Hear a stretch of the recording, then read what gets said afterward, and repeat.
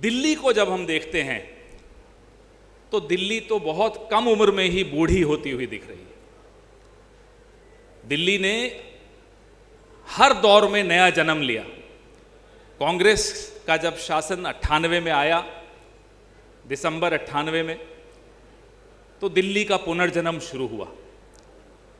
लेकिन 15 साल के शासन के बाद जब दौर बदला तो रख रखाव तो भूल ही जाइए आप।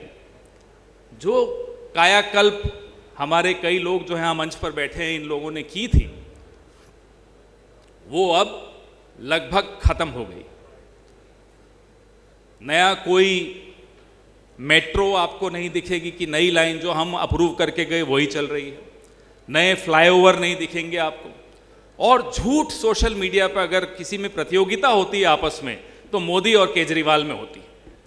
लिखते हैं साहब 24-24 घंटे पावर कट होता था।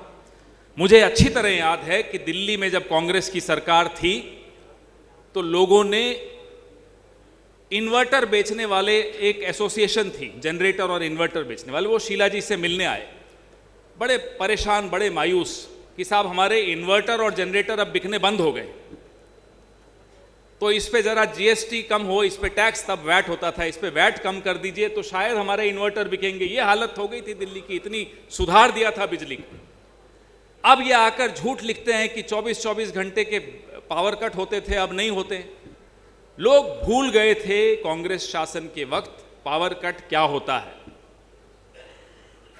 हमारे में एक कमजोरी भी है, माफ कीजिएगा। सुभाष चोपड़ा जी बैठे हैं, सिंगल साहब बैठे हैं, हारून भाई बैठे हैं। हारून भाई तो पावर मिनिस्टर भी रहे हुए हैं। हमारे कमजोरी ये है कि हम इतना कुछ कर देते हैं, बताते इतना सा है। और ये लोग जो बैठे हैं, वो केंद्र में बैठे हो या दिल्ली के सचिवालय में बैठे हो या शीश महल में रहते हो, इतना सा करते हैं और इतना बताते हैं। ये कमजोरी हमें खत्म करनी होगी, क्योंकि मैं कम्युनिकेशन डिपार्टमेंट का हूं, इसलिए मुझे लगता है कि इस कमजोरी को मैं हर स्तर पर देखता हूं कांग्रेस में। हम अपनी ढींग नहीं हाँकते हैं, अपनी तारीफ नहीं करते हैं, अपना किया हुआ बताते नहीं हैं। ये बताना बहुत आवश्यक है।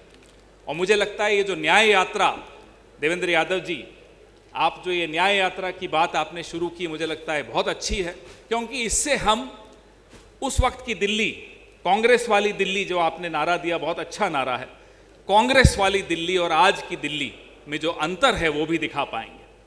हर स्तर पे दिल्ली के साथ पिछले 10 साल में अन्याय हुआ है। और हमारे नेता राहुल गांधी, हमारे अध्यक्ष मल्लिकार्जुन खड़गे साहब, हमारी पूर्व अध्यक्ष सोनिया जी, हमारी नेता प्रियंका जी, इन सबके जहन में एक शब्द जो दिन रात 24 घंटे गूंजता है, वो शब्द है न्याय। और वो सिर्फ शब्द नहीं है, वो इस शब्द को जीते हैं। वो शब्द बाबा साहब अंबेडकर के संविधान में भी है। वो शब्द, उसी शब्द पर यह संविधान स्थापित हुआ है। और दिल्ली देश की राजधानी के साथ ऐसा अन्याय हो और हमारी आंखों के सामने हो, कोई कांग्रेसी रात को सो नहीं पाएगा इस तरह का अन्याय देखकर। मुझे लगता है हम में से किसी को नींद नहीं आती होगी इस तरह का अन्याय देखकर। सपनों की दिल्ली बनी और वो खत्म हो गई।